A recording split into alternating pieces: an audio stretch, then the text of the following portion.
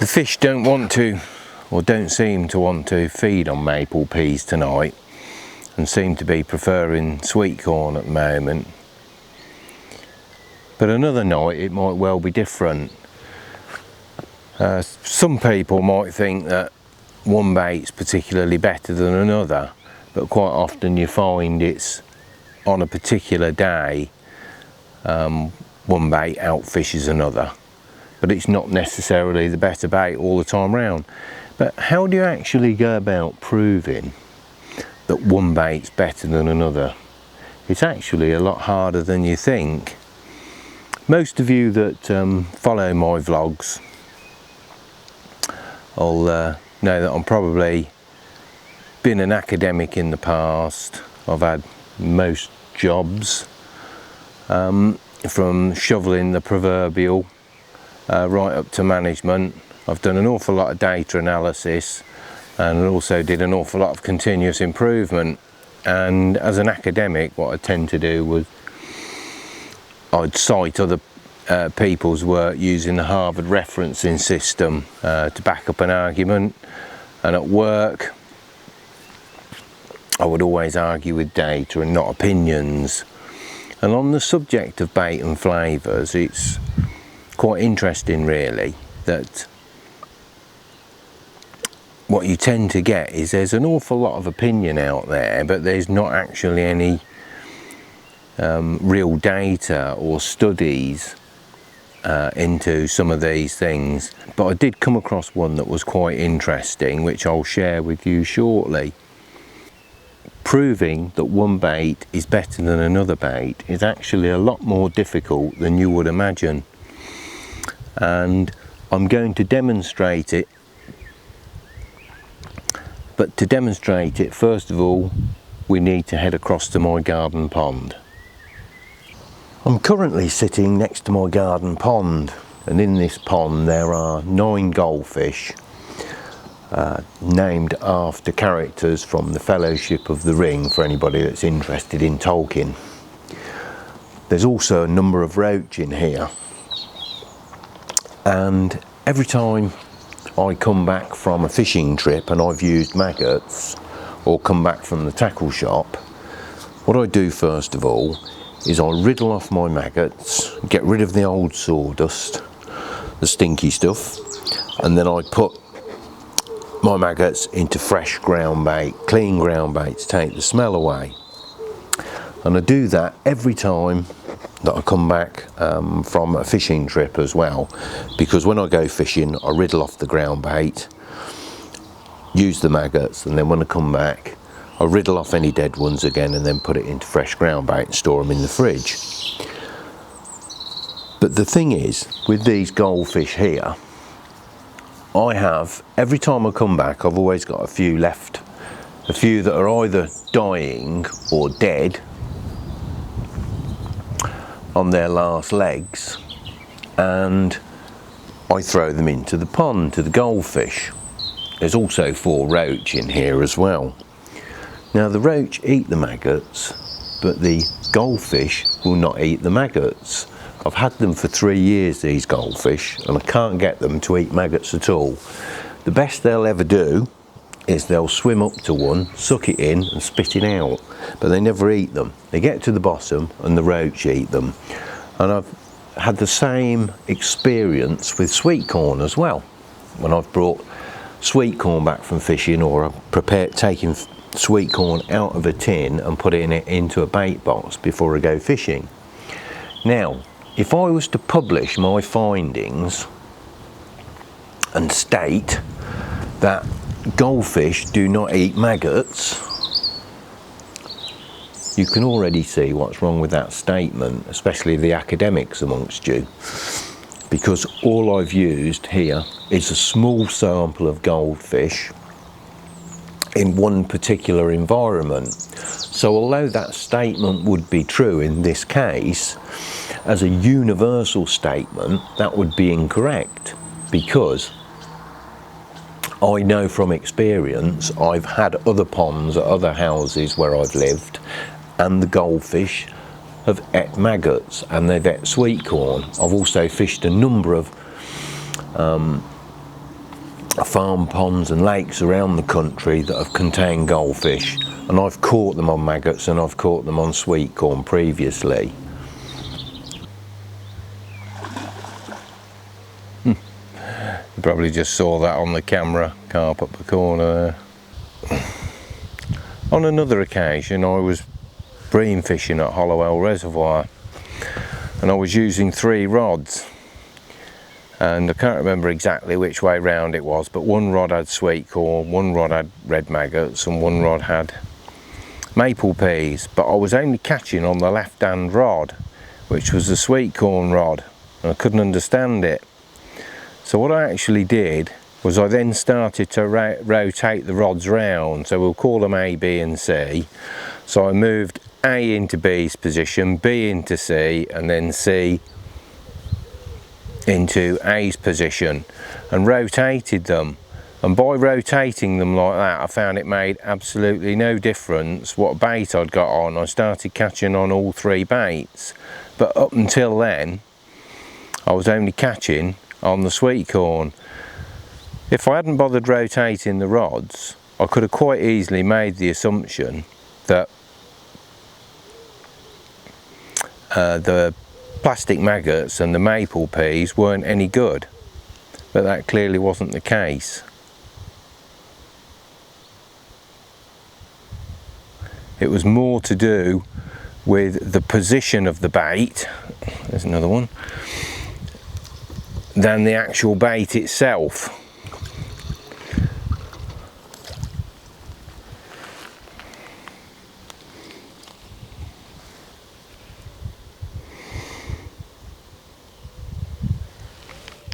But I could have quite easily turned around and said, well, plastic maggots are no good, the maple peas are no good,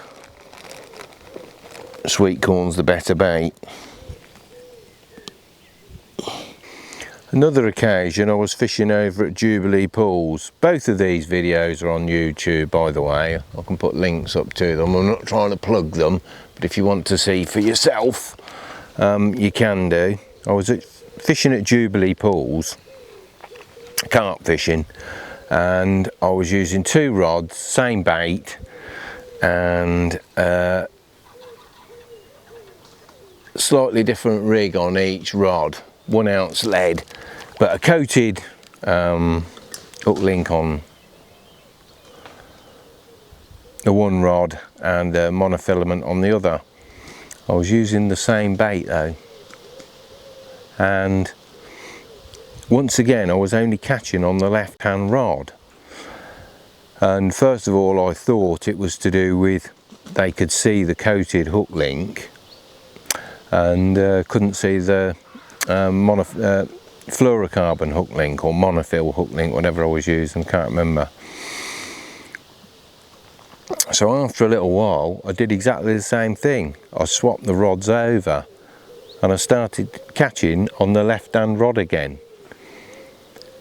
It made no difference. I couldn't catch on the right hand rod no matter what rod or rig was in the right hand position, and yet the baits were only within about a yard of each other. But if I'd been fishing a different bait on the right hand rod, I could have once again drawn the conclusion, well, this bait isn't very good, this bait is much better. But once again, it was nothing to do with the bait, it was just to do with the position of the bait, perhaps how the fish were approaching the swim. I don't actually really know. On to flavours. Some people swear by them, other people don't think they make any difference at all. Well, whilst carrying out my research, I came across a rather interesting study that had taken place in about 1958 in America. Well, if you think that Richard Walker caught Clarissa in 1952, that's only 6 years after that. And what I'll do is I'll share details, just the salient points of this study with you, and then put the link up, and if you wish to read the full article for yourself, that you can do. It's a reaction to aquarium carp to food and flavours by a Howard A. Leob, conservation biologist, New York State Conservation Department, and it was the reaction of carp to 115 flavours and many types of food were observed at the State Fish Laboratory at Livingstone Manor. The test fish detected all of the oils and a number of water-soluble flavours, but not alcohol and salt, and I'll come back to that point in a little while. Several water-soluble compounds stimulated feeding activity in blind fish, although the fish were unfamiliar with them. Tests indicated that adult carp will accept almost all foods without regard. Sorry, Mr. Biting. Will accept all food without regard to colour, but will not eat those they cannot crush with their fragile teeth. I'll just go a bit more into that in a moment. Fish used as subjects were carp from two sources. Those from one source were stunted, 1 to 4 pounds in weight and good feeders. The others were fat and weighed 5 to 10 pounds. The flavour tests and other studies were carried out in 350 to 550 gallon temperature controlled aquarium tanks. Normal fish were used until it became apparent that visual stimuli, visual detection of food, were dominant over senses of taste and smell. Blind fish were generally used thereafter.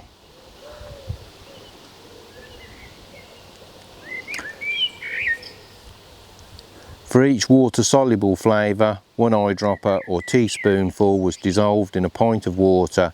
This was poured into the inlet stream over the fish and the results were noted. Basically, they checked for a feeding response, see if it triggered a feeding response by the fish. Strangely enough, no oil-soluble flavours produced a positive feeding reaction, although all were detected by the fish as evidenced by brief snapping of the jaws. None of the 115 flavours tested as waterborne extracts invoked a repelling reaction that could be detected, but certain foods impregnated with some of them were spit out. All extracts, with possible exception of pure ethyl alcohol and salt, were detected by carp. To most flavours, carp were indifferent after tasting. Some invoked vigorous feeding responses. As it states here, table 2 illustrates the general difference, Table 2 illustrates the general indifference of carp to a number of substances which have often been thought to have had some attractive qualities. Anise is a prime example. Carp ate all of these flavours when they were incorporated in fish pellets in small quantities, but whether this was because of or in spite of the flavour ingredient is not known. Right, I'm going to have one last cast and I'm away.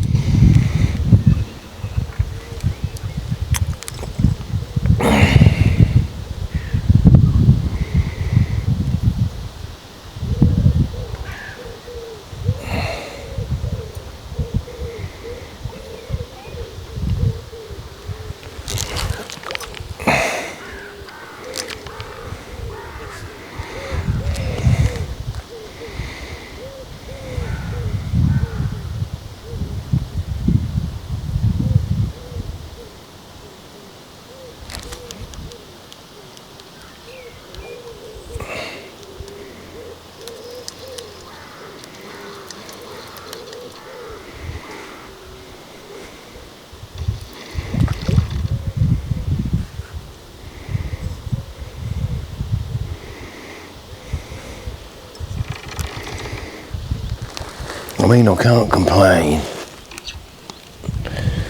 There's another absolute beauty, look. Absolute beautiful these roach are. But it's bream we wanted.